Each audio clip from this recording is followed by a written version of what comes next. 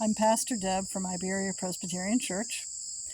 When I announced that as part of our Sunday school on the second and fourth weeks of the month we'd be doing a book study, what I heard from a lot of people was, I'd love to do a book study, but I just don't get it read. I said, well, you have 2 weeks to do a chapter at a time or a chapter or two at a time, depending on how far we get. I'm not going to put a schedule on this. And they'd sigh and say, I'm just not a reader. So here's the deal. You need to go buy your own copy of the book. I don't care if it's Kindle or Audible. If it's Audible, you don't need me. Or buy a hard copy like I have. Or you need to borrow one of the 6 copies that's at church. This is not an excuse for not giving Martin Thielen what he's due as the author of this book. But together we're going to study What's the Least I Can Believe and Still Be a Christian? A Guide to What Matters Most by Martin Thielen. I'll read it to you. But what I'd prefer is that you have a copy of the book open and you're highlighting and making notes as I'm reading to you. If you insist that you just listen to the book, please have the integrity to have a copy of the book. The author deserves his due. That said, Part 1. I'm going to read the introduction to Part 1 and the first chapter in this video. Part 1. 10 Things Christians Don't Need to Believe. You've probably heard that old gospel song called Give Me That Old Time Religion. Chorus goes, give me that old time religion, give me that old time religion, give me that old time religion, it's good enough for me. Well, a lot of old time religion is good and noble, and we'll explore much of it in part 2 of this book. But some other old time religion is neither good nor noble. Old time religion gave us the Crusades, the Inquisition, and religious wars. Old time religion oppressed women, defended slavery, and stifled scientific inquiry. The fact is, some of that old time religion is unhealthy and needs to be discarded. In the chapters that follow, we will review 10 tenets of old time religion the Christians can and should discard. Chapter 1. God causes cancer, car wrecks, and other catastrophes. Those 18 who were killed when the Tower of Siloam fell on them, do you think that they were worse offenders than all the others living in Jerusalem? No, I tell you.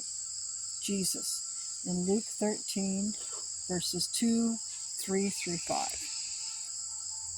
One summer afternoon, a country preacher went to visit a farmer and his congregation.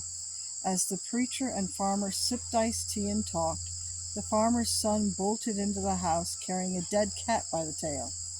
In his excitement, the boy did not notice the preacher sitting on the other side of the room.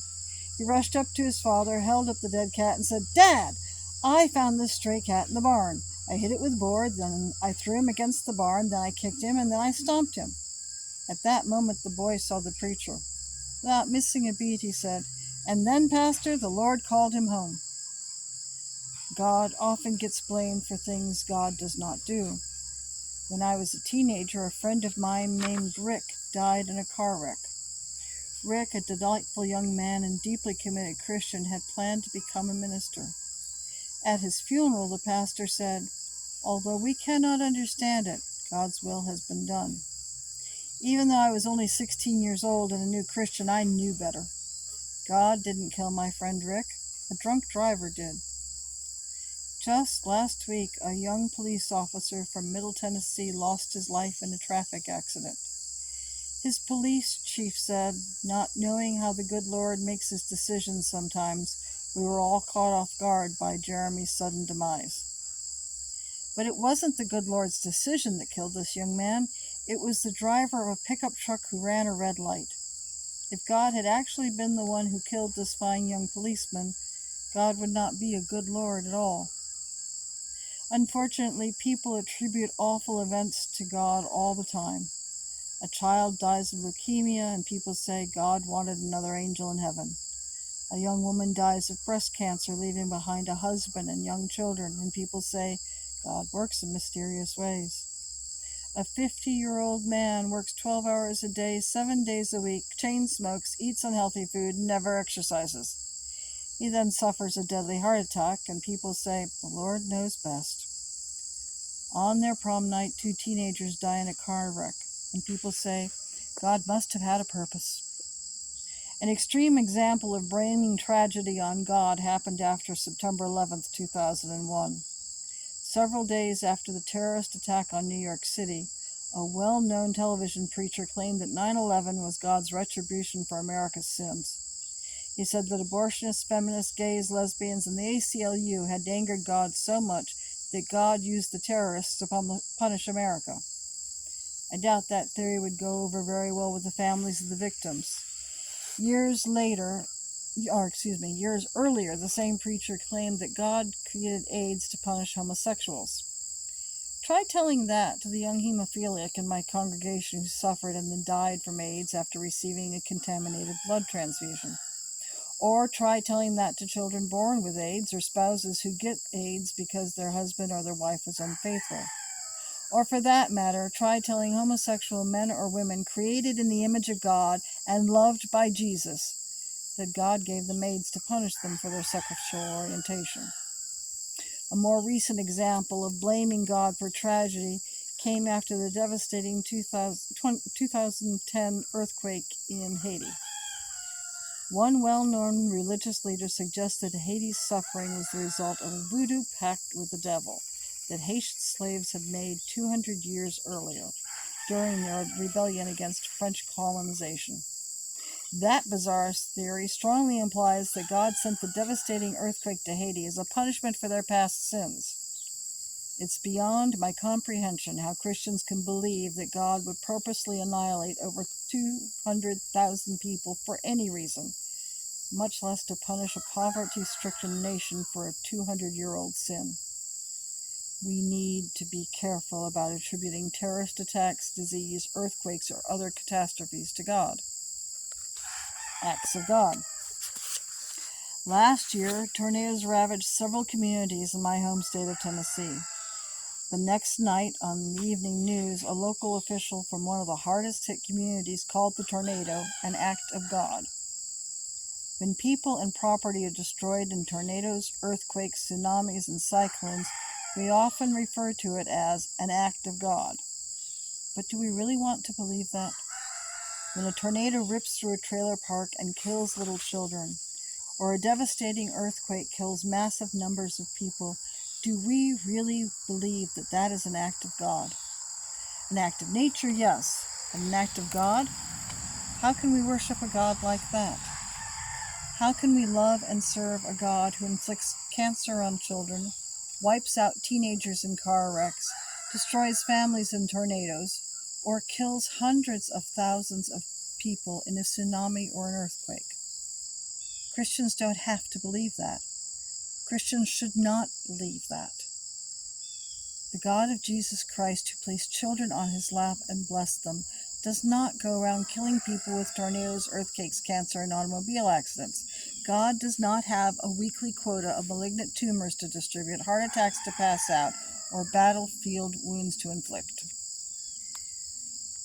Just because something bad happens does not mean God causes it to happen. Jesus understood that. We see an example in Luke 13, verses 4 and 5. Although we don't know the details, 18 laborers were killed in Jerusalem in an apparent construction accident. People in Jesus' day assumed that God caused the accident, presumably to punish the workers for their sin. Jesus rejected that idea, and so must we. In response to this tragedy, Jesus says, those 18 who were killed when the Tower of Siloam fell on them, do you think that they were worse offenders than all the others living in Jerusalem? No, I tell you. God didn't cause that tragedy back then, and God doesn't cause tragedies today.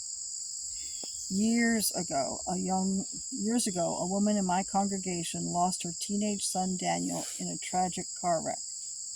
At first, she felt bitter toward God. Overwhelmed by grief, she said, I hate God for taking Daniel away from me. Several months later, this woman came to realize that God did not take her son. With keen theological insight, she told me, It's not God's fault that Daniel is dead. God did not create cars and highways. Daniel's death was just a terrible accident. God did not take Daniel. Instead, God received him when he came, bringing good out of bad.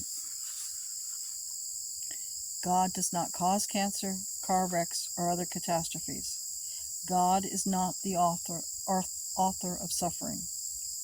However, that does not mean that God cannot redeem suffering. God can, and God does. In fact, God brings good things out of tragedy all the time. For example, take Daniel's mother mentioned above. Whenever anyone in her community loses a child, she's always there. She empathizes with their pain, grieves with them, and helps them walk through their nightmare. In mercy, God brought something good out of that sad story. But that does not mean God caused the tragedy. As God tells a grieving father in the best-selling novel The Shack, just because I work incredible good out of unspeakable tragedies does not mean I orchestrate the tragedies. Suffering is a complex issue for believers and has no simple solutions. We will deal with the problem of suffering in more depth in part 2 of this book.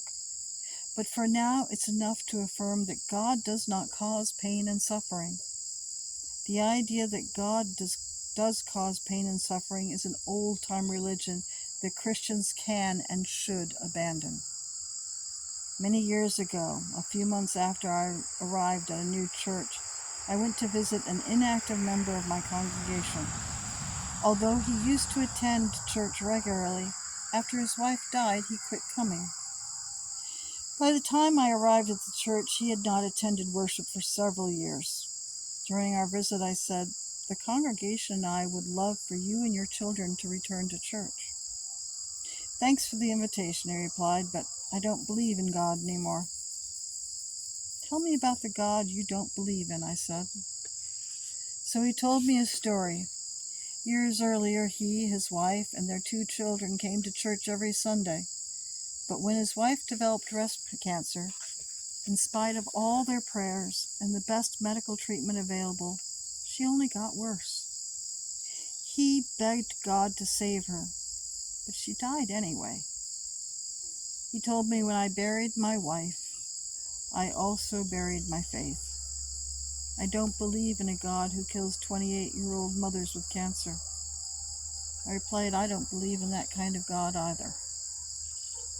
Bottom line, although God can and does bring good results out of tragedy, God does not cause tragic events to occur. Note from Chapter 1. It's a footnote to William P. Young's The Shack, a novel from Newbury Park, California, Windblown Media, 2007. Another good book to read. Thus ends Chapter 1.